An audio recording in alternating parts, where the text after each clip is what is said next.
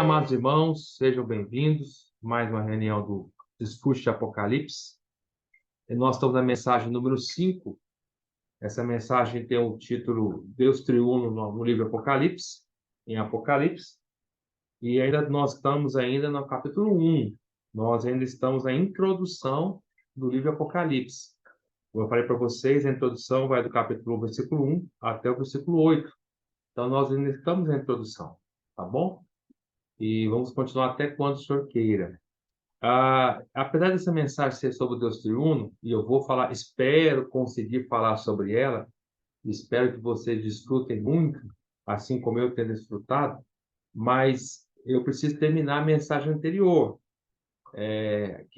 nós falamos sobre o testemunho de Jesus Cristo no livro de Apocalipse.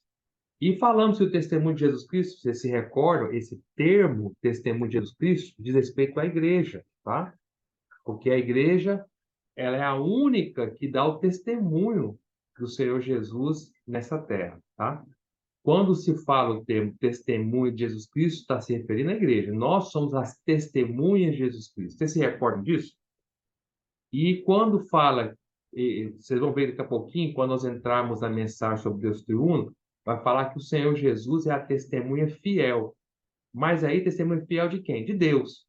Então, quando fala o termo Cristo como testemunho de Deus, todo termo parece o termo testemunha de Deus, está se referindo a Cristo. Cristo, ele veio para testemunhar Deus, trazer o Pai para essa terra. Mas quando fala o termo testemunha de Jesus Cristo, aí não pode ser o próprio Cristo, mas ele vai testemunhar de si próprio, tá? Testemunho de Jesus Cristo, aí de respeito à igreja. Nós somos a testemunha do Senhor Jesus, enquanto o próprio Senhor testemunha sobre Deus, tá bom? Você se recorda, pouco que nós falamos semana passada, vou ler de novo para vocês aqui, falamos muito sobre isso. Na verdade, a mensagem semana passada, podemos dizer que ela não estava no estudo vida, tá? Ela basicamente quase que inteira, tirando o finalzinho dela, é algo que o Senhor está nos dando com aplicação. Mas vamos lá, aí falava assim, Apocalipse capítulo 1, versículo 1. Fala, a revelação de Jesus Cristo que Deus lhe deu para mostrar ao seu servo as coisas que em breve devem acontecer e que ele, enviando por intermédio do seu anjo, notificou ao seu servo João, o qual atestou a palavra de Deus e o testemunho de Jesus Cristo quanto a tudo o que viu. Aí nós falamos muito dessa questão aí. Eu até esperei que no final da mensagem os advogados iam se pronunciar, mas nenhum advogado se pronunciou, nem a Emily, nem o Juliano. Fiquei decepcionado que nenhum dos dois não se pronunciaram em nada, ficaram em silêncio, né? Ou porque eu estava totalmente errado, ou porque eu estava certo, um dos dois, né? Mas aqui fala os termos, atestou a palavra de Deus, notificou o seu servo João. Esses termos notificar e o termo atestar são termos mais jurídicos, né? Usado muito no mundo jurídico. Mas, na verdade, isso mostra que Deus, isso é algo tão sério, isso mostra que quando o anjo veio e notificou ao seu servo João, isso quer dizer que tudo que está sendo falado aqui, independente se o servo João gostou ou não gostou de ouvir, é claro que o João amou o que ele ouviu, o João viu a seriedade que ele ouviu, o Apocalipse é algo muito maravilhoso, mas também é algo muito sério. Mas, independente do sentimento de João em relação à palavra que ele ouviu do anjo, o fato é que o que foi falado para João é uma notificação. Ou seja, não está perguntando o que João acha ou deixa de achar. É uma ordem. A palavra notificação em grego é a mesma palavra para ordem. Se você pegar essa palavra e jogar no Novo Testamento, você vai ver que ela aparece em vários versículos como ordem, tá? Então, é uma ordem. Tudo que Deus fala para nós, na verdade, irmãos, é uma ordem. Toda a palavra de Deus, que Deus fala conosco, Ele espera que seja obedecida. Tudo que o Senhor fala conosco é uma notificação. Então, a nossa pregação... Bom, vamos continuar, deixa eu terminar. Então, tudo que Deus fala conosco é a notificação. E aí, uma vez que João foi notificado, o que João fez no versículo 2? Ele atestou. Tudo que ele pegou da palavra de Deus que ele ouviu, ele atestou. Atestou a palavra de Deus e o testemunho de Jesus Cristo. O que é atestar a palavra de Deus e o testemunho de Jesus Cristo? Atestar a palavra de Deus é aplicar a palavra de Deus na sua vida. Aplica a palavra de Deus na sua vida, atesta. Atestado é um documento de fé pública. Nós precisamos pegar, mostrar publicamente para todo o universo, de forma geral, mas especificamente para a nossa família, para quem convive conosco, os primeiros mais próximos, e assim sucessivamente, que tudo que nós ouvimos da palavra de Deus, Deus tem falado conosco, nós temos vivido aquilo.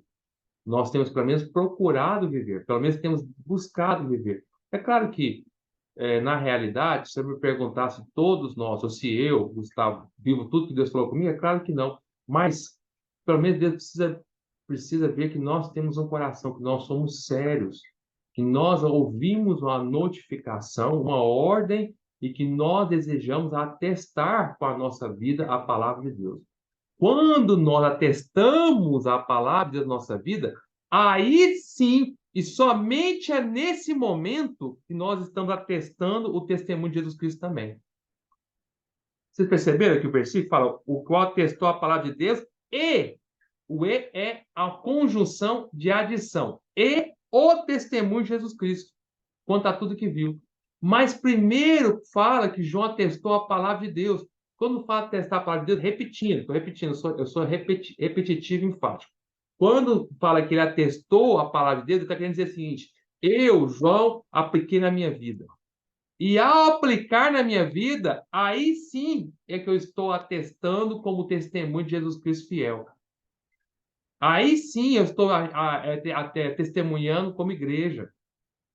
Irmão, irmã, se nós não atestarmos a primeira palavra de Deus na minha vida, como é que nós podemos atestar como igreja, como testemunho de Jesus Cristo? Como é que nós podemos ser uma testemunha de algo que nós não vivemos? Primeiro nós precisamos, a testemunha precisa ver algo.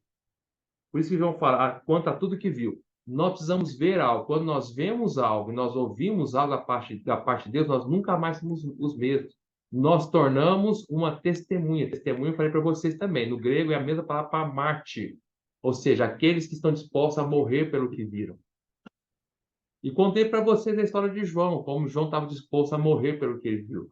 E João foi jogado num caldeirão quente, disposto a morrer, e não morreu, porque Deus queria usá-lo ainda. E aí, porque ele não conseguiu matá-lo, então o imperador romano na época, ele exilou João na ilha de Patmos. Já que não podia matar, vamos exilar ele. E aí, mesmo na ilha de Patmos, João continuou dando testemunho de Jesus Cristo. Onde ele foi, ele era a igreja. Sabe, irmãos, nós só somos verdadeiramente a igreja quando nós atestamos a palavra na nossa vida primeiro. E eu mostrei para vocês a experiência de Paulo, né? Que era Saulo, que ele viu e ouviu, isso mudou a vida dele. E ele passou a ter uma testemunha fiel do Senhor. E aí tem uma experiência, uma parte aqui, que eu não li para vocês, queria ler de novo, porque não deu tempo. Queria ler Atos capítulo 17. Vai lá para você ver. E eu falei tudo isso. Vamos ler. Quando você vai abrir em Atos 17, vamos conversando um pouquinho, né? Tendo comunhão. Atos 17. Então, e por que nós falamos tudo isso? Por que nós demoramos tanto para explicar tudo isso? Já que a mensagem era sobre a igreja revelada no livro de Apocalipse, o testemunho de Jesus que é a igreja no livro de Apocalipse. Porque a igreja ela só pode ser realmente o que ela é se a primeira estiver disposta a testar o que ela viu. A igreja é constituída de testemunhas fiéis. E vocês vão ver nessa mensagem que todos os aspectos da igreja, no livro de Apocalipse, todos eles dizem respeito a dar um testemunho. Todos têm relação com o testemunho. Então, começa com você é uma testemunha fiel, testemunho de Jesus, atesta o que você não foi notificado. Sim, o que Deus falou conosco não foi uma, o Senhor chegou para ela e falou assim, deixa eu conversar com você, deixa eu falar aqui o que está no meu coração. Não, o que o Senhor falou conosco foi notificações, foi ordens, avisos para nós. E Ele espera que nós obedeçamos por meio de atestar. Quando nós fazemos isso, aí sim nós estamos tornando a igreja no livro de Apocalipse. Vocês vão, aí nós falamos para vocês, se vocês se recordam, o primeiro aspecto que nós falamos da igreja é o candelabro. E aí eu falei um pouco semana passada e hoje eu vou falar os outros aspectos. Mas por que o candelabro ele mostra o testemunho? Porque quando ele brilha, quando nós brilhamos como igreja numa cidade, é que realmente nós somos a testemunha do Senhor, tá? Mas vamos lá, Atos 17. Atos 17 conta, no versículo 16 em diante, o versículo 16 do capítulo 17 em diante de Atos, conta a experiência de Paulo em Atenas. E vocês conhecem muito bem sobre esse capítulo aqui. Eu não vou lê-lo com vocês todos. Mas eu queria ler só o finalzinho, quando Paulo estava pregando para os atenienses, né? Atenienses, lembre-se que Atenas era a principal cidade da Grécia naquela época, né? Hoje, Atenas é a capital da Grécia. Naquela época, a Grécia era formada de várias pequenas nações, né? Cidades, nações. Mas Atenas é uma das mais famosas, né? Tanto é que hoje tornou-se a capital da Grécia moderna. E aí, Atenas concentrava a grande quantidade de filósofos que tinham tudo quanto é tipo de filosofia. E os gregos, eles tinham milhões de modo de falar, né? Não sei quantos são, mas eram talvez milhares, centenas, vamos dizer assim, dezenas, não sei, de deuses. Então, tinha Deus para tudo. Vocês conhecem a mitologia grega, tem Deus para tudo quanto é coisa. E aí, Paulo, quando estava andando em Atenas, Paulo ficou revoltado, porque ele viu tanto que tinha de imagens a vários deuses, e era tanto que tinha até uma imagem para o Deus desconhecido. Tinham tanto medo os atenienses, tinham tanto medo de adorar os deuses, esquecer de adorar algum deus. Eles pensavam assim, puxa, será que nós adoramos vários deuses, mas será que não nos esquecemos de algum deus? Não, é melhor que a gente faça uma imagem até para esse deus desconhecido, porque se a gente tiver esquecido de algum deus, e esse deus ficar com raiva da gente, que nós esquecemos de adorar ele, ele vai fulminar a gente. Então é melhor que a gente faça até para o Deus desconhecido, porque aí a gente pega todo mundo, né? Até os deuses que conhecem, que não conhecem, vão fazer uma imagem de Deus desconhecido. Tamanha a idolatria deles, né? E quando Paulo viu essa imagem ao Deus desconhecido, o altar, Paulo começou então, aproveitou a oportunidade para falar realmente do Deus desconhecido que eles desconheciam, que era o verdadeiro e único Deus, que é o Senhor, que é o Senhor Jesus. E aí, quando chega no final do discurso dele, ele fala algo assim, ó, versículo 30. Ele fala assim: leia comigo. Ora, não levou Deus em conta os tempos de ignorância. Agora, então, ou seja, os tempos do passado, Deus da ignorância, Deus perdoa, não leva em conta. Mas agora que vocês estão me ouvindo, agora que eu estou aqui como uma testemunha de Jesus Cristo, testemunhando para vocês, atenienses, agora acabou a desculpa de vocês, agora vocês não são ignorantes mais. Então ele vai continuar, ó. Agora, porém, notifica aos homens que todos, em toda parte, se arrependam. Agora, porém, notifica. Outras palavras, Paulo está falando assim: agora eu estou aqui para trazer a notificação. Eu sou o oficial de justiça que trouxe a notificação para vocês. Saibam, atenienses, que vocês foram notificados. E as palavras, saibam que vocês foram ordenados que se arrependam. Deus agora ordena, uma vez que vocês ouviram a palavra, que vocês se arrependam. Irmãos, isso é a verdadeira pregação do Evangelho. Isso é a pregação do Evangelho bíblica e real. Você nunca, e eu nunca podemos pregar para os homens assim: olha, por favor, se arrependam, em nome de Jesus. Olha, por favor, aceite o Senhor. Compre o meu livrinho aqui que eu estou te oferecendo. Ajuda a obra de Deus. Não! Isso não é a pregação do Evangelho. A pregação do Evangelho é uma notificação, é uma ordem. Se nós somos os verdadeiros, entre aspas, oficiais de justiça do Senhor, nós vamos até os homens para notificá-los.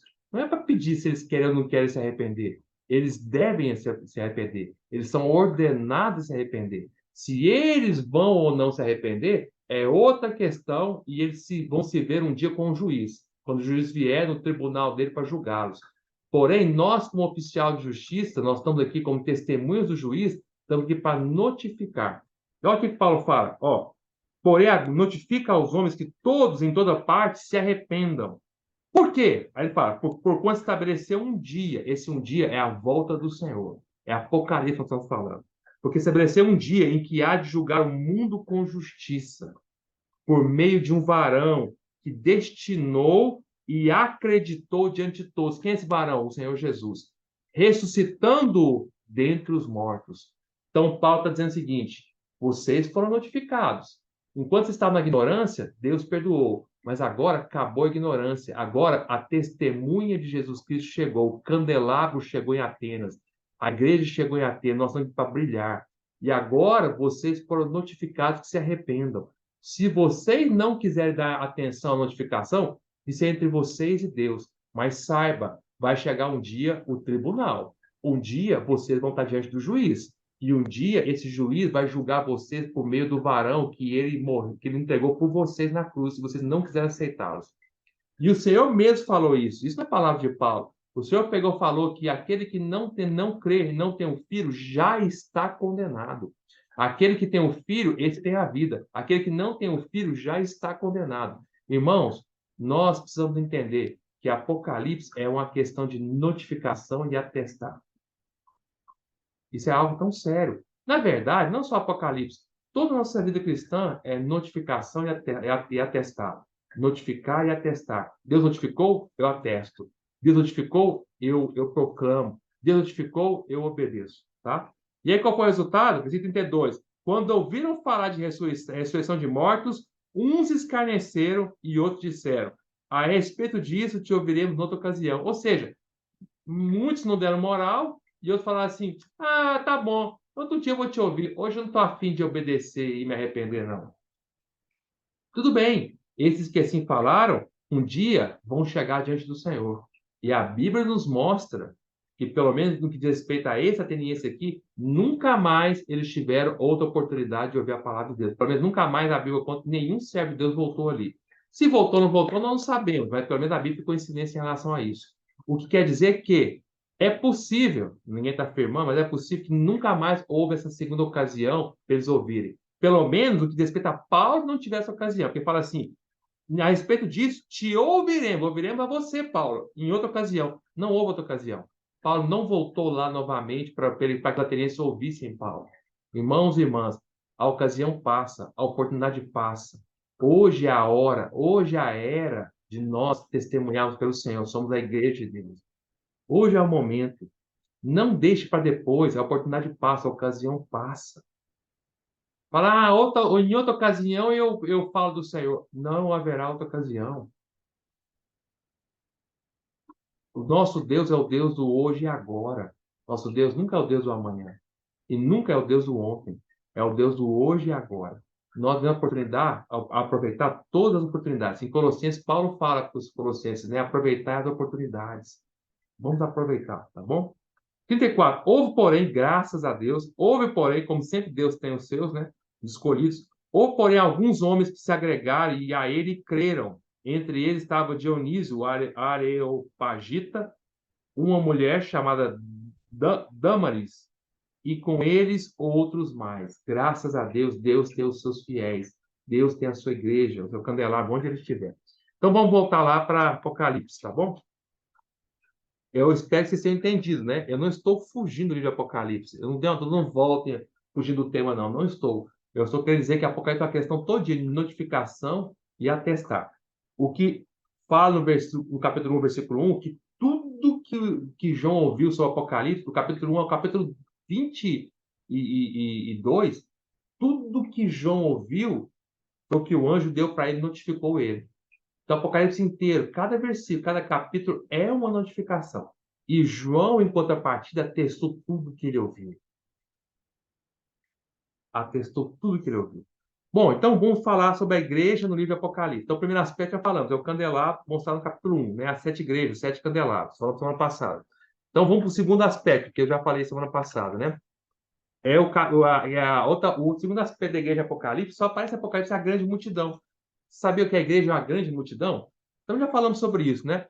Inclusive, nessa mensagem aqui, eu não vou falar sobre aspectos profundos da igreja, não. Eu vou falar salpicando cada aspecto. Quando nós chegarmos nos capítulos próprios, então vamos falar de cada aspecto da igreja, ainda vamos falar com mais detalhe. Mas vamos lá. Então não se preocupe, então nós vamos chegar depois, na mensagem mais para frente, em cada detalhe. Então vamos lá, no capítulo 7, fala assim, ó, leia lá. Leia comigo na Bíblia. Capítulo 7, versículo 9. Fala assim, ó. Aqui tem um tema, por exemplo, na nossa Bíblia em português. Esse subtítulo, claro que não está no original grego, né? Foi colocado para a Sociedade Bíblica do Brasil. Né? Não é nem de outros países, do Brasil. Então, o americano tem isso, né? Mas está assim, a visão dos glorificados. Então, vamos lá, versículo 9. Depois dessas coisas, veja como tudo em Apocalipse é uma questão de visão, né? que você vê, você testemunha, atesta, né? Depois dessas coisas, vi e eis grande multidão que ninguém podia numerar. Isso é a igreja. É a igreja. É o corpo de Cristo. De todas as nações, tribos, povos e línguas, em pé diante do trono e diante do Cordeiro. Irmãos, a igreja, ela é uma grande multidão de todas as nações, tribos, povos e línguas. Por isso que o Mateus 24 fala que quando nós pregarmos, o sinal da volta do Senhor quando nós pregarmos o evangelho do reino a toda a terra habitada, então virá o fim. Por que que não veio ainda o fim? Porque o Senhor está esperando que nós preguemos o evangelho do reino, que é o evangelho da igreja. Lá em Apocalipse 24 não fala sobre pregar o evangelho da graça. Lá fala claramente, quando for pregado o evangelho do reino em toda a terra habitada, então virá o fim. O evangelho do reino é o evangelho da graça mais o evangelho que fala da igreja. Porque a igreja hoje é o reino dos céus dessa terra. A igreja é a realidade do reino dos céus dessa terra. Hoje os céus reinam na terra? Reinam. Mas em toda a terra? Não. Reinam por meio de quem? Somente por meio da igreja que tem a realidade. Não é também a igreja que não tem realidade. Ah, todos os irmãos têm a realidade, tem Cristo como seu rei? Não. Mas aqueles irmãos que são realmente testemunhos fiéis do Senhor, eles são o reino de Deus nessa terra, são a igreja. Então, quando o evangelho do reino for pregado a todas as nações, tribos, povos e línguas, aí o Senhor vem. Por que que o Senhor não veio então ainda? Porque você está esperando juntar toda essa grande multidão. Enquanto não tiver completa essa grande multidão, o Senhor não pode voltar. Por isso que o sinal final, o último sinal da volta do Senhor, antes de virar o fim, é a pregação do Evangelho do Reino. Para que complete essa grande multidão aqui, vocês estão entendendo? Então fala assim, ó. Depois dessas coisas, vi e eis grande multidão que ninguém podia numerar. Irmãos, é inumerável a igreja. Já pensou aquele dia? Já pensou que visão? De todas as nações, tribos, povos e línguas, tá? E quando fala tribos aqui, vocês vão ver. Quando fala tribos aqui, diz respeito às 12 tribos de Israel, tá? Tribos em Apocalipse não é tribo de índio, de Juruna, de Guarani. Não. A tribo aqui diz respeito às 12 tribos de Israel. Por quê? Porque dentre as 12 tribos de Israel, Deus terá sua igreja também. Claro, judeus que creram, óbvio, né? Mas haverá vários judeus dentre as 12 tribos de Israel que vão crer no Senhor. E esses que crerão no Senhor farão parte da igreja, tá? De todas as nações, povos e línguas em pé diante do trono diante do Cordeiro, vestidos de vestiduras brancas, com palmas na mão. Vestiduras brancas quer dizer que elas foram transformadas, a sua conduta é branca. Vestimento na Bíblia é a sua conduta. Então, elas estão vestimentas brancas, quer dizer que elas venceram, elas já estão já totalmente trabalhadas pelo Senhor nesse sentido, de vencer. E palma nas mãos, palma, folha de palma é sinal de vitória, tá? Era muito usado para quando havia vitória, eles botavam as palmas, tá? Pegava a folha da palmeira. Então, palma nas mãos quer dizer que elas venceram. Aí continua, fala assim: e clamavam em grande voz, dizendo: ao nosso Deus, que se assenta no trono, e ao Cordeiro pertence a salvação. Por quê? Porque eles foram salvos, tá? Todos os anjos estavam de pé, rodeando o trono. Os anciãos, os 4 seres viventes, e ante o trono se prostraram sobre o seu rosto e adoraram a Deus. Que maravilha, irmãos. Que imagem tremenda, né? Você não sonha que chegar esse dia? Dizendo, como é que eles adoraram a Deus? Dizendo, adoravam com a palavra, com a boca, dizendo, amém, o louvor e a glória e a sabedoria e as ações de graças e a honra e o poder e a força seja nosso Deus pelos séculos dos séculos. Amém. Um dos anciãos tomou a palavra dizendo, estes que se vestem de vestiduras brancas, quem são e de onde vieram? Então, um dos anciãos aqui vocês vão entender mais para frente, anciãos aqui é um dos principais anjos, né? Perguntaram assim, quem são esses aí que estão vestidos de branco aí, com a palma na mão? De onde eles são? Quem são? E de onde eles vieram? A resposta, respondi-lhe, meu senhor, tu sabe. Aí a região falou assim, eu não sei não, mas o senhor sabe. Responde para mim, né?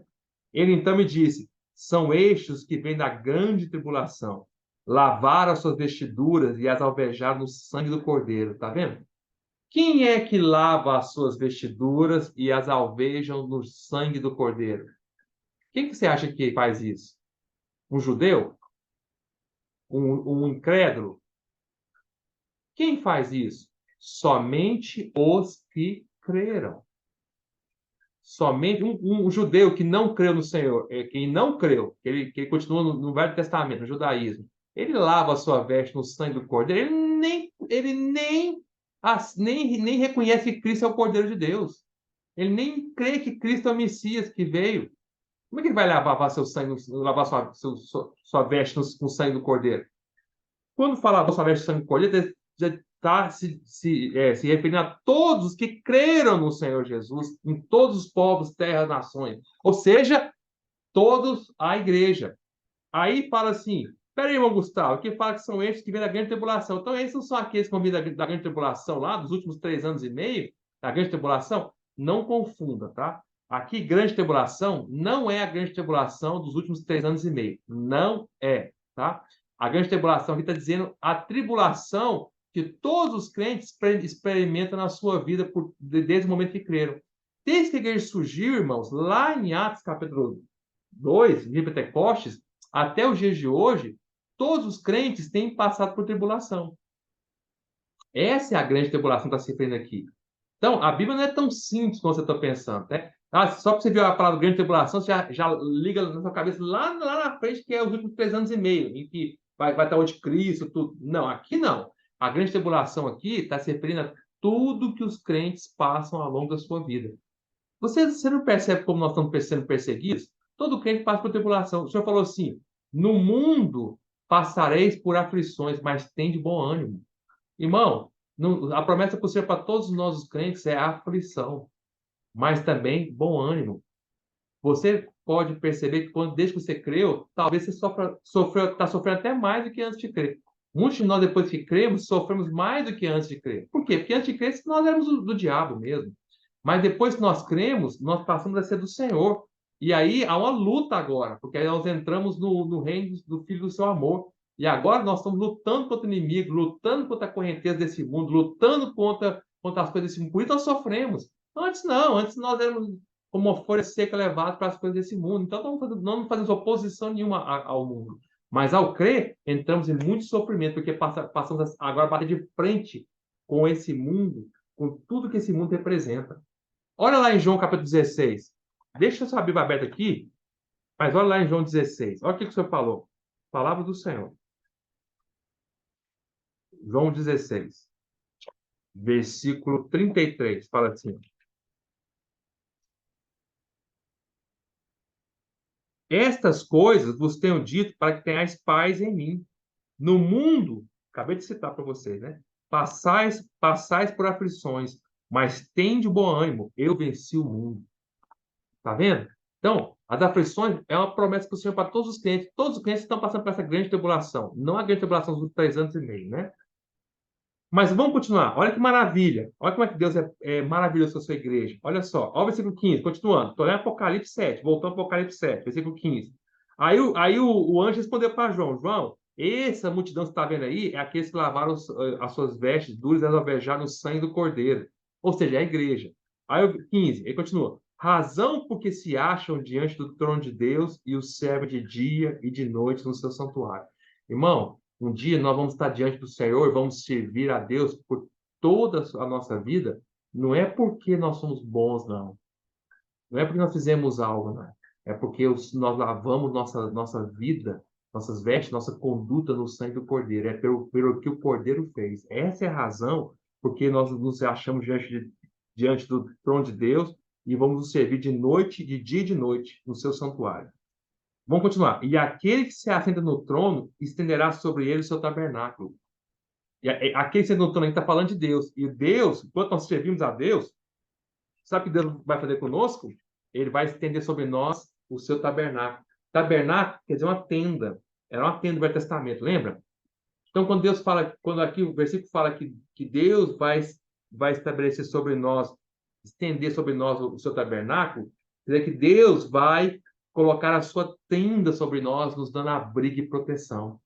Enquanto nós servimos ao Senhor, irmãos, nessa grande tribulação dia a dia que nós vivemos, se nós fomos fiéis em servir o Senhor, e por que nós servimos ao Senhor? Porque nós fomos salvos pelo sangue do Cordeiro.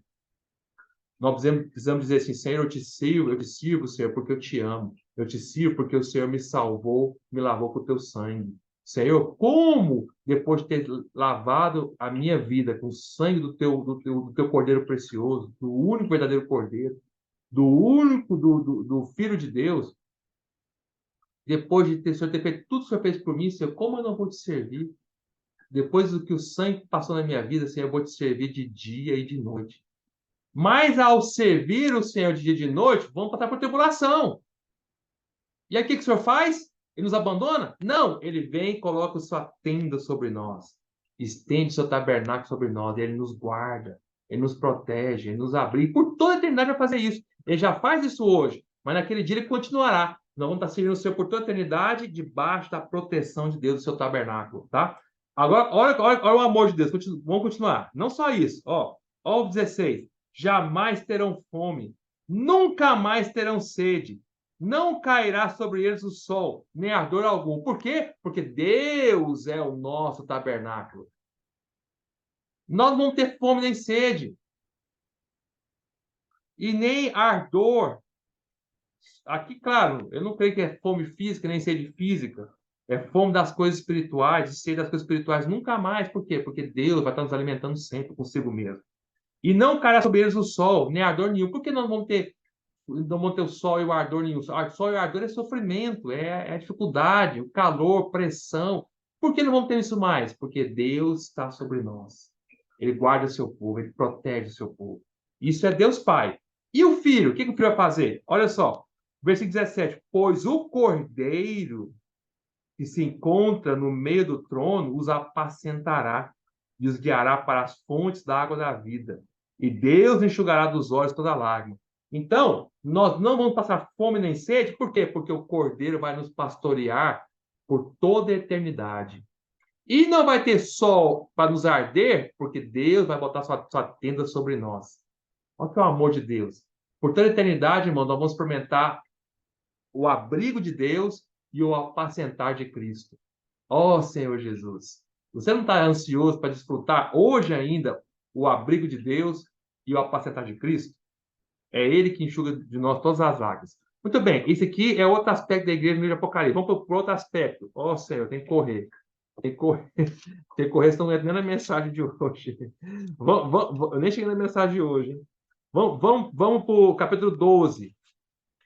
Capítulo 12 mostra outro aspecto da igreja, que é a mulher e o filho varão. Aqui no capítulo 12 conta a história, né, da mulher, uma mulher universal, tá? E também do filho que ela estava grávida, pronto para gerar um filho, que era chamado aqui do filho varão, tá? E se você olhar no versículo 1, fala assim: viu-se grande sinal no céu, a saber, uma mulher vestida do sol, com a lua debaixo dos pés, uma coroa de 12 estrelas na cabeça. Quando nós chegarmos nesse capítulo, nós vamos explicar com detalhe cada um desses sinais aqui, tá? O que quer dizer vestido do sol, o que é a lua debaixo dos pés, o que é coroa com 12 estrelas, tá? Mas vocês vão ver que essa mulher representa todo o povo de Deus, incluindo a igreja.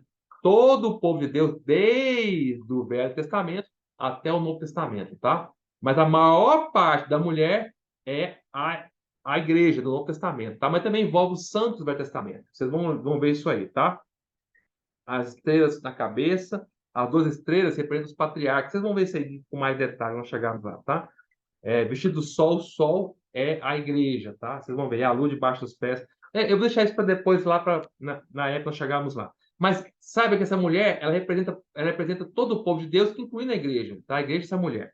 Mas aí, olha o versículo 2, que achando-se grávida, grita com as dores de parto, sofrendo tormentos para dar à luz.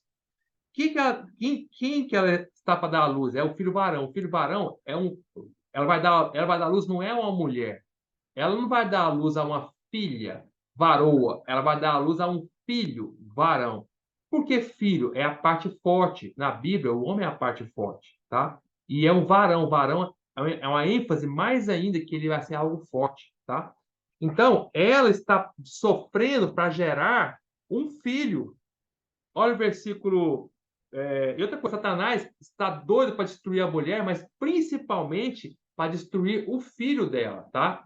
Esse Satanás aqui é o dragão. Olha o versículo 3. Viu também outro sinal no céu, e eis um dragão grande, vermelho, com 7 cabeças, 10 chifres, e nas cabeças 7 diademas. Depois vamos pegar tudo isso aqui.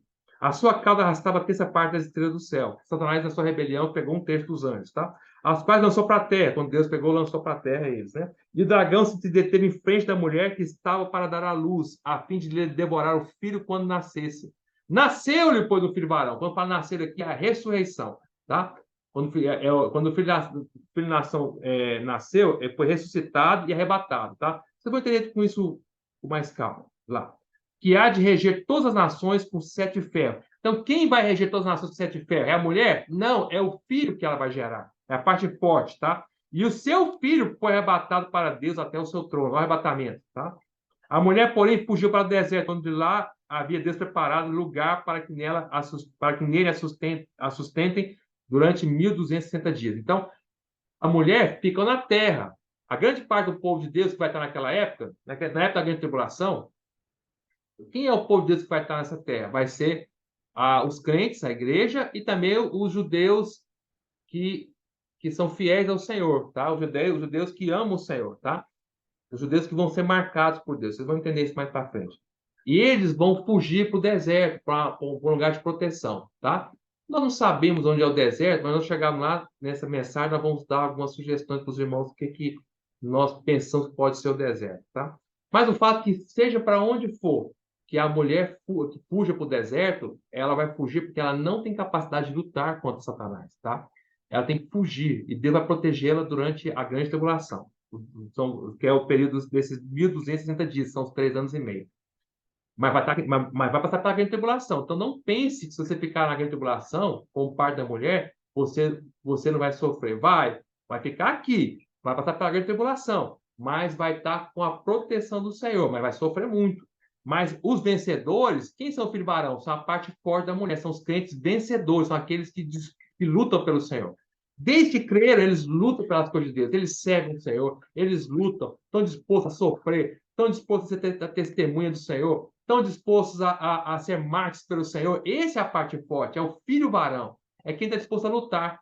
E esses, quando eles nascem quando eles ressuscitam, né? Porque eles vão ser mortos, depois eu vou explicar para vocês, eles são arrebatados para o trono. Por que são arrebatados para o trono? Para lutar. Se você continuar lendo o capítulo aqui, você vai ver que quando chegou o filho varão, chegou no trono, houve uma luta no céu. Quer ver? Quando termina de falar no versículo 6, olha o versículo 7. Houve peleja no céu. Quando o filho varão chegou no céu, houve guerra no céu. Por quê? Porque o filho varão chegou para lutar. Houve peleja no céu. Miguel e os seus anjos pelejaram contra o dragão. Também pelejaram o dragão e seus anjos. Todavia não prevaleceram, nem mais se achou no céu o lugar deles. E foi expulso o grande dragão, a antiga serpente, se chama Diabo, Satanás, sedutor de todo mundo. Sim, foi atirado para a terra com ele e seus anjos. Então, aí quando o filho varão chega no céu, há uma guerra, a guerra no céu. Mas a guerra no céu, fala no versículo 7, que não é do filho varão contra Satanás. A guerra no céu é de Miguel, que é o anjo da guerra do Senhor, você sabe, e os anjos que vão estar com Miguel contra Satanás e seus anjos, dragão e seus anjos.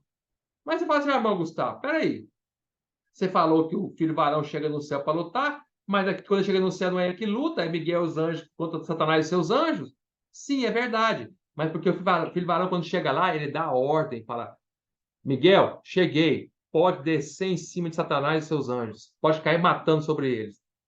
Estou falando assim de uma maneira vulgar, né? É quando o filho varão chega no céu, ele dá ordem. Fala, tá liberado, pode acabar, Miguel, com Satanás e seus anjos. Miguel e seus anjos, pode acabar com Satanás e seus anjos. Então, apesar do filho varão ser arrebatado para lutar, ele não luta, ele é arrebatado só para dar a presença de ordem. Vocês vão entender isso quando chegar no capítulo 12. Mas a minha ênfase aqui é só dizer o seguinte, tá? Também não se preocupe muito com o que eu estou falando aqui agora, não, porque quando chegar no capítulo 12 vai ser muito detalhado.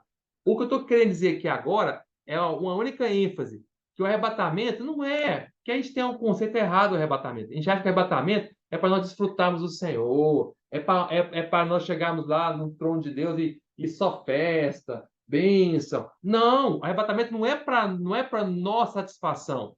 Deus vai arrebatar o seu filho porque ele tem o seu filho varão, né, que é os vencedores. Deus vai arrebatar o filho varão, o filho da mulher, porque Deus tem uma necessidade. Ele precisa do filho varão para lutar. O arrebatamento é para luta. Quando nós chegarmos, eu digo nós pela fé, tá? Eu estou incluindo que todos nós aqui seremos vencedores, tá? Pela fé, né? Nós não sabemos se vamos ser parte desse filho varão ou se vamos ser parte dessa mulher, mas eu quero ser parte do filho varão, e espero que também cada um de nós aqui sejamos parte desse filho varão. Quando nós chegarmos lá, vamos arrebatados lá no trono de Deus, vai chegar lá, é para festa? Chegar lá e falar, oh, estou no trono de Deus, aleluia, festa, festa. Se o senhor falar assim, não, senhor, você chegou aqui, filho varão, vencedor, é para dar ordem, para começar a guerra. Dá ordem aí, guerra! Aí, puf, vai começar a guerra entre Miguel e seus anjos, Satanás e seus anjos, e Miguel derrota Satanás com seus anjos, tá? Você vai entender isso, tá bom? Mas o ponto é, seremos arrebatados para lutar. Entendam isso, tá? Bom, aí o capítulo 14 mostra o segundo aspecto da mulher, tá? Que é as primícias. Puxa vida, essa parte mais maravilhosa. Ó Senhor, eu ia gastar tanto tempo falando aqui, mas eu vou ter que falar mais rápido. Ó Senhor Jesus. Muito bem, vamos lá.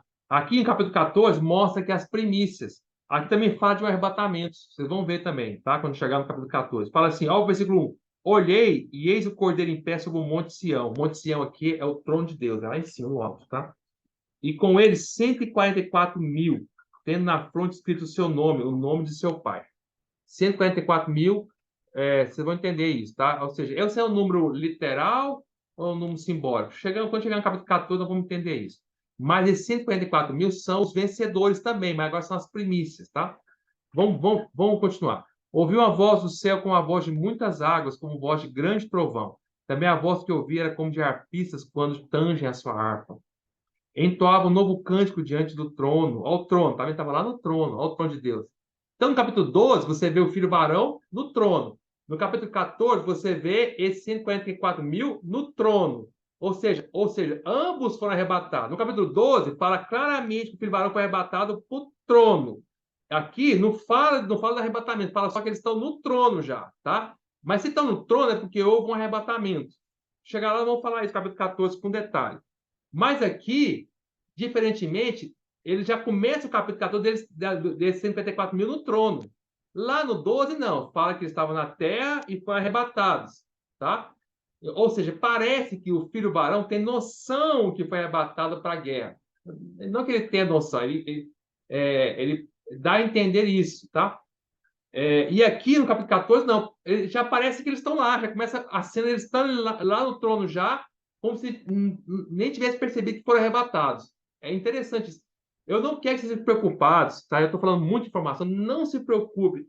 Quando chegarmos nesses capítulos, vai ser detalhadamente explicado. É só uma imagem geral, tá? Aí quando chega no capítulo 14, eles não têm noção que eles estão no trono. Já estão ali, puf. É como se você acordasse. Estamos no trono aqui, os vencedores estão no trono. Estamos no trono, estamos no trono. Então, ele louvando, tá?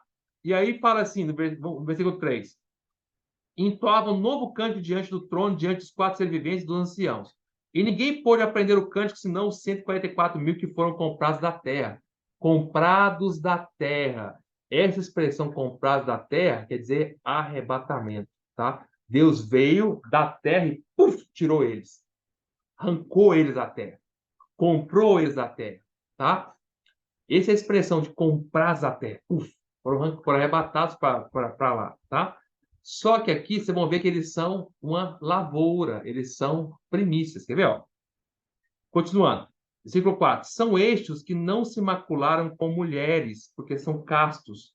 Isso aqui tem tudo, vai ter um entendimento quando chegarmos lá. São eles os seguidores do Cordeiro, tá? Por onde quer que vá. São os que foram redimidos dentre os homens, primícias para Deus e para o Cordeiro. E não se achou mentira na sua boca, e não tem mácula. Primícias. Quando usa a expressão primícias, diz respeito claramente a uma plantação. Tá? Quando se plantava algo no Velho Testamento, de qualquer que seja que fosse, Mas aqui, claro que nós sabemos que está se referindo a uma plantação de trigo, tá? Quando se plantasse, então vamos pegar trigo, que é a ideia aqui. Quando se plantava uma lavoura de trigo, todos eram plantados na mesma hora. É assim que faz a plantação, né? Só que, e todos pegaram, todos, depois que é plantado, todos passam pelas mesmas intempéries, ou seja, cai chuva, cai o sol, recebe água, recebe sol, todo mundo recebe tudo igual. Só que, de repente, parte dessa plantação imensa que foi plantada na terra, parte amadurece primeiro. Todos recebem a mesma quantidade de sol, de sofrimento, de chuva, mas uns amadurecem mais rápido que os outros. Os que amadurecem primeiro são chamados de primícias, são os que amadureceram primeiro, tá? E os que amadureciam primeiro, no Velho Testamento, eles eram mais valiosos. Por quê? Os primeiros frutos daquela lavoura de trigo que amadurecer primeiro é mais valioso porque é a lei da oferta e procura. Eles amadurecem numa época que ninguém amadureceu ainda, que quase não tem trigo no mercado. Não tem trigo no mercado, mas eles já amadureceram, já estão prontos, por isso eles são mais caros. E eu estava falando esses dias com o Roberto sobre essa visão aqui, essa figura aqui, e ele me falou uma coisa muito interessante. Ele contou que o sogro dele, pai da Neide, que não era crente, talvez se converteu lá, que faleceu agora recentemente, talvez se converteu, talvez não, parece que se converteu no leite de morte, mas até então ele não era crente, ele era agricultor, lá em Mossoró, lá em Serra do Mel, próximo de Mossoró, no Rio Grande do Norte. E ele fez uma grande plantação de cajueiro. Mesmo não sendo crente, ele tinha um hábito muito interessante. Os primeiros cajus que amadureciam, da grande plantação, porque ele plantou caju, era para tirar castanha e vender a castanha, não é por causa do fruto, não. Ele tem interesse muito com fruto, né? Quando eles plantam caju é por causa da castanha, que é valioso para eles é a castanha. E ele ganhou muito dinheiro com isso, né? Com castanha. Mas, quando amadurecer, todo ano, quando amadurecer primeiro, os primeiros frutos de caju, o que ele fazia? Ele recolhia esses frutos e levava para ele. Falava assim: esses frutos são meus, porque os melhores frutos, os primeiros que amadurecem, é para o meu desfrute. Ele falava desse jeito. E nem crente ele não era, e ele já tinha uma realidade das coisas de Deus. Olha que interessante. Ele pegava as primícias dos cajus para ele, porque fala assim: puxa, esse aqui eu não vou vender, não. Esse aqui amadureceu antes da hora, esse aqui é para mim. Já que eu que sou dono disso aqui, eu que plantei, o primeiro é meu. Então, aqui quando fala desses 144 mil, que são as primícias para Deus e para o Cordeiro, são os primeiros irmãos que amadurecem primeiro. Os que amadurecem primeiro, todos os crentes aos olhos de Deus são sementes de trigo que foram plantadas nessa terra, que é o mundo. Mas dentre todos os crentes, toda a lavoura de Deus, que é a igreja, existem alguns crentes que amadurecem primeiro. Não são muitos, são só 144 mil. É claro que se esse número é literal ou não, nós vamos falar lá no capítulo 14 com mais detalhe. Mas o fato de ser só 144 mil quer dizer que é uma pequena porcentagem da grande quantidade de crentes que foram plantados nessa terra que amadurecem primeiro. O sentido é que poucos crentes amadurecem primeiro, são primícias. Porque poucos crentes aproveitam as oportunidades para crescerem mais do que os outros. Todos os crentes, como um trigo, todos os crentes que são um pé de trigo, como todos os crentes que são pés de trigo, recebem a mesma dificuldade, o mesmo sol, que o sol representa a dificuldade, a mesma chuva, que representa a bênção de Deus, mas poucos aproveitam para crescer. Os que amadurecem primeiro viram primícias. E as primícias são para quem? Aqui fala que é para quem que é. É para ser vendido? Não, é para Deus e Cordeiro, é para o desfrute de Deus e o Cordeiro. E isso está no Velho Testamento também. Se você pegar lá no Velho Testamento, quando o povo de Deus, no Velho Testamento judeus, plantavam uma plantação, os primeiros frutos não eram levados para o celeiro, eram levados para a casa do fazendeiro e também eram dados para os sacerdotes de Deus, para oferecer a Deus como primícias. Quer ver? Vamos ler lá rapidinho? Êxodo, só para vocês entenderem. Êxodo capítulo 23. Lê lá. Êxodo 23. Irmão, eu estou vendo que eu vou ter que deixar a mensagem que eu ia falar hoje para semana que vem. Eu achei que consegui falar, mas não vai dar. Então, essa mensagem vai ser a continuação da mensagem anterior, E semana que vem eu não falo sobre Deus triuno no livro de Apocalipse, porque ele não vai dar para falar essa semana, tá bom? Essa mensagem agora. Então vamos lá, vamos só continuar aqui. Êxodo 23, abre aí, por favor, para vocês entenderem. Êxodo 23, 19.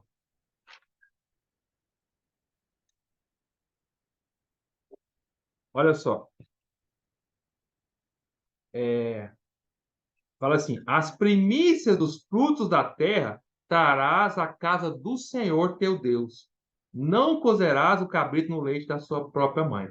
Então, aqui está falando das festas das colheitas. Quer ver? Vamos, vamos ler o versículo 16, só para você entender. Guardarás a festa da cega, cega é a colheita, dos primeiros frutos do seu trabalho, que houver semeado no campo, a festa da colheita, a saída do ano, quando recolheres o campo, o fruto do seu trabalho. 3 vezes no ano, todo homem aparecerá diante do Senhor Deus. Não oferecerás o sangue do meu sacrifício com pão levedado, nem ficará a gordura da minha festa durante a noite até pela manhã. As primícias do fruto da tua terra trarás à casa do Senhor teu Deus. Não cozerás o cabrito no leite da tua própria mãe. Então, o que acontece? Por que eles tinham que pegar as primícias e levar para a casa de Deus? Porque as primícias eram para Deus.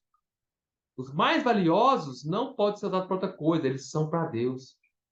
Então, voltando para Apocalipse, eu quero que vocês entendam que Apocalipse 14, vocês vão entender daqui a pouquinho, quando eu terminar de falar Apocalipse 14, Apocalipse 14 mostra, é um capítulo que mostra claramente que todo o povo de Deus, sem exceção, é uma lavoura diante de Deus. É uma lavoura, é uma plantação de trigo. Mas o capítulo 14 começa falando que os primeiros que amadurecem essa plantação são chamados primícias, e eles devem ser levados à casa de Deus, ao trono de Deus, lá no santuário, lá em cima, para o desfrute de Deus. Então, no capítulo 12, acompanha o que eu vou falar agora. No capítulo 12, fala que o filho varão é arrebatado não para o seu desfrute, é arrebatado para lutar por Deus. Deus arrebata ele, no capítulo 12, para lutar. E o filho varão representa os vencedores. No capítulo 14, começa falando que os vencedores, que são as primícias, são arrebatados para Deus, não para ser o seu próprio desfrute, mas para o desfrute de Deus e do Cordeiro. Então, irmão, mais uma vez, o arrebatamento não é para o nosso desfrute, é para a necessidade de Deus. Primeiro, para lutar. Segundo, para ser para o desfrute de Deus e do Cordeiro. Tá? E aonde que no capítulo 14, irmão Gustavo, fala do resto do povo de Deus? Vou falar para vocês. Ó, tá aqui, ó. Tá? Tá no versículo 14. Vai Apocalipse 14, 14. Ó, olhei e eis uma nuvem branca e sentado sobre a nuvem um semelhante ao Filho de Homem. Esse aqui é o Senhor Jesus, tá? E aqui, o Senhor Jesus, nessa época aqui, já vai estar sentado sobre a nuvem, ou seja, pronto para voltar, tá? Na sua vinda pública. Tendo na cabeça uma coroa de ouro e na mão uma foice afiada. Por que tinha uma foice afiada? Porque ele vinha agora para cegar o resto da plantação, o resto que não amadureceu primeiro, o resto que ficou na terra. Quem o resto que ficou na terra são os outros crentes. Porque os primeiros crentes, os primícios, já foram arrebatados. E o resto da plantação ficou na terra, ficou na grande tribulação. Aí no final da grande tribulação, o Senhor veio com a força para cegar o resto dos crentes que ficaram nessa terra, arrebatar todo o resto da igreja, tá?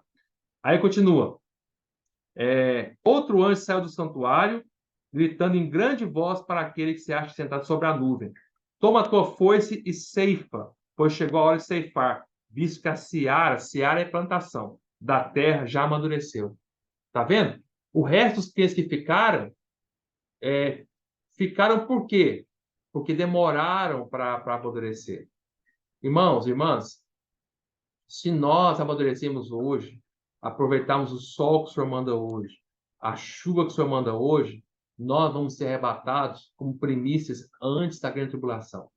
Mas, se nós hoje não aproveitarmos oportunidades para crescermos no Senhor, se nós amarmos as coisas dessa terra hoje, o Senhor vai nos deixar na grande tribulação para pegarmos mais sol. Por que que o Senhor deixa a igreja na grande tribulação, o resto da igreja na grande tribulação? Porque ela não está madura ainda, está verde. E aí, quando está verde, o Senhor deixa a grande tribulação, porque a grande tribulação, irmão, vai ser um grande sol de sofrimento. Por isso que chama-se grande tribulação. Hoje, a nossa vida já pode ser, entre aspas, uma grande tribulação. Se nós aproveitarmos hoje, as dificuldades de hoje, como a nossa grande tribulação de hoje, para crescermos, são arrebatados antes, como primícias, porque amadureceu antes. Sabe quando o trigo está maduro, ele deixa de ficar verde, ele fica seco, tá? Ele fica seco. Por que ele está seco? Porque ele perdeu tudo que ele tinha de relação com essa terra. Sabe quando o trigo tá pronto para ser colhido? Ele fica seco, sabe por quê? Porque ele seca da raiz, ele seca principalmente da raiz até o tronco dele, praticamente, quase chegando nos frutos. Sabia disso? O trigo, ele seca da raiz até o tronco, até o caule, até quase chegando nos frutos. Por que ele seca primeiro aí?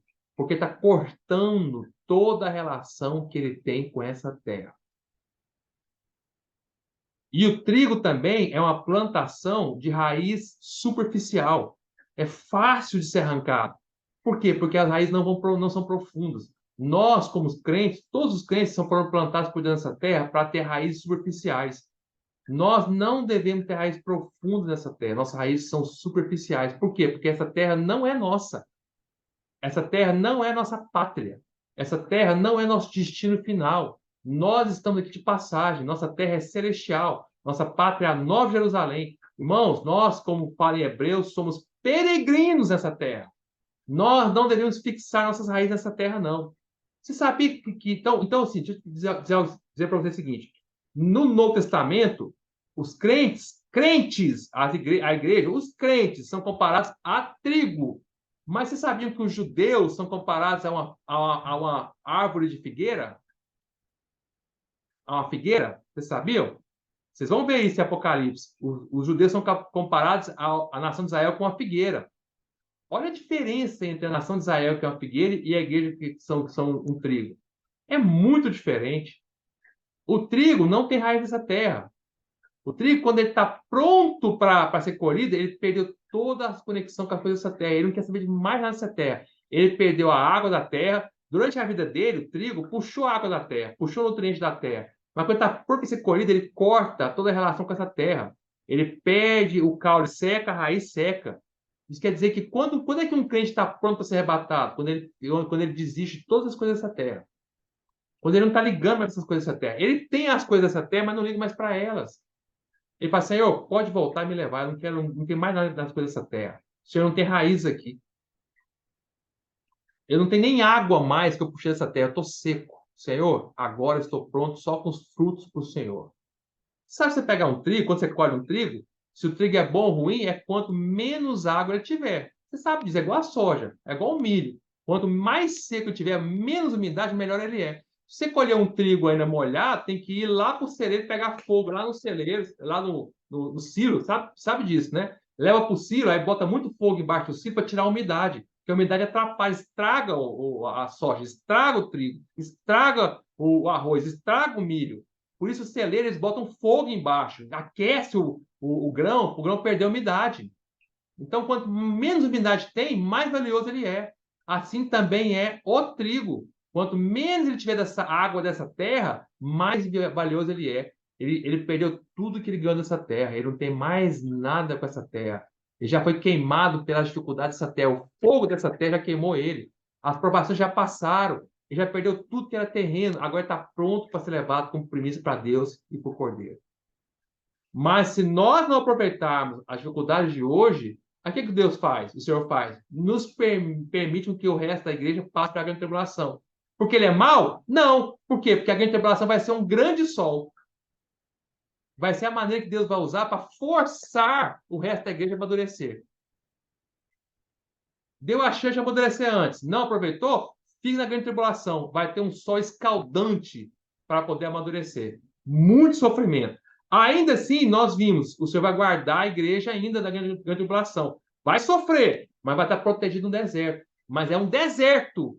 Lembre-se, é um deserto, tá? O Senhor vai guardar a sua igreja, não vai ser no oásis da grande tribulação. Ai, fiquei na grande tribulação, agora vou ficar no oásis. Ah, que maravilha. Não, senhor. Deus vai levar a mulher para o deserto. Vai ter sofrimento também. Vai ser um deserto. Muito sol, muita pressão. Mas o Senhor vai poupar a ela ainda, tá? Mas para quê? Mais uma vez, para que ela perca o resto da água, amadureça, deixe de ficar verde, fica logo seco. Aí, quando está sequinho, o Senhor vem no final da tribulação e arrebata o resto da igreja. Irmãos, perceberam isso? Quando nós chegarmos lá, em Apocalipse 14, nós vamos falar isso com detalhe. Agora, só para dizer o seguinte, é, falando de outra forma, por que a igreja vai ficar, a maior parte dos crentes vão ficar para a grande tribulação? Porque ainda amam essa terra, porque ainda tem coisas dessa terra, as raízes estão firmes dessa terra. Ah, eu falei, vocês não entenderam. Aliás, não é que vocês entenderam, eu falei e não expliquei direito para vocês entenderem, né? Por que a igreja é considerada como um símbolo de joio, de trigo, perdão, joio não, trigo, e nação de Israel é uma figueira? Por que é diferente? Porque a nação de Israel, comparado com a figueira, porque os judeus têm muitas raízes fixas nessa terra. Compara o povo judeu com a igreja. Uma figueira tem raiz profunda. Uma figueira, você não arranca da terra de fácil de jeito nenhum. A religião judaica é baseada nas promessas terrenas. Tudo que os judeus querem é essa terra. Eles ligam para essa terra, eles lutam para essa terra. As promessas de Deus para o povo do Novo Testamento eram: eles habitariam na terra de Canaã, teriam riquezas e abundância, seriam abençoados financeiramente. Então, os judeus passaram a ser um povo que tem raiz profunda nessa terra. Claro, todos os judeus não. Há a parte daqueles que amam o Senhor, que creem no Senhor, que viraram trigo. Mas os que não creem no Senhor ainda são a raiz dessa terra. Essas raízes profundas. Um judeu ser arrancado dessa terra é difícil demais, tem que ter muita tribulação, e é difícil demais. Por isso que quando fala, olha só, olha que interessante. Quando chega em Apocalipse capítulo 5, olha lá que interessante, ó. Olha como é que é uma figueira diferente de um trigo. O trigo, o Senhor vem e arranca da terra. Agora a figueira, eu acabei de ler para vocês, em Apocalipse 14, o Senhor fala que as primícias do Senhor vem e arranca eles da terra. Está escrito em Apocalipse 14, foram comprados da terra. Agora, olha no capítulo 5, 6. No capítulo 6, olha o versículo 12. Quando o Senhor abre o sexto selo, no capítulo 6, que é o grande terremoto, olha o que acontece, tá? Vi quando o Cordeiro abriu o sexto selo, sobreveio o grande terremoto. O sol se tornou negro como saco de crina, a lua toda como sangue.